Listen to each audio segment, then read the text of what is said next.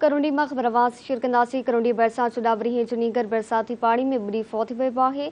ॻोठ पीर बख्श लालाणी में वहीद अली ख़ासकेली बरसाती पानी में बुरी फौत थियो। नीगर माल चारण वियो त बरसात जे पानी में बुरी फौत थियो आहे।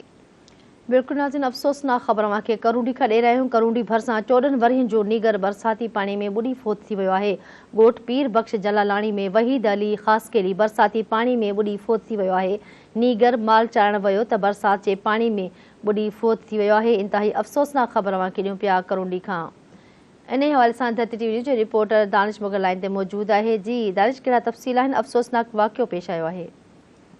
बिल्कुल करुंडी भरिसां ॻोठ आहे पीर बख्श जलालाणी, जिथों जो रवासी आहे 14 साल नीगर वहीद अली पुट मुता ख़ासकेली जेको बरसाती पानी में बुॾी फोत थी वियो। नीगर माल चारण वियो तो बीठल बरसाती पानी में बुॾी फोत थी वियो। जॾहिं ॻोठाणनि पारां नीगर जो लाश पानी मां कढियो वियो।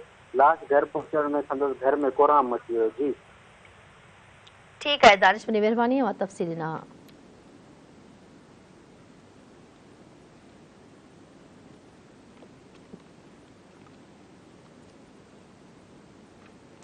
करुंडी मां ख़बरवास शेयर कई पिया। नीगर माल चारण वियो त बरसात जे पानी में बुॾी फौत थी वियो। ख़बरवास करुंडी मां शेयर कई पिया। करुंडी बरसात चुडावरी है जो नीगर बरसाती पानी में बुॾी फौत थी वियो आहे। बिल्कुल नाज़रीन, अफ़सोसनाक ख़बर के ॾियूं पिया। ॻोठ पीर बख्श जलालाणी में वहीद अली ख़ासकेली बरसाती पानी में किरी बुॾी फोत थी वियो आहे। नीगर माल चारण वियो त बरसात जे पानी में बुॾी फोत थी वियो आहे।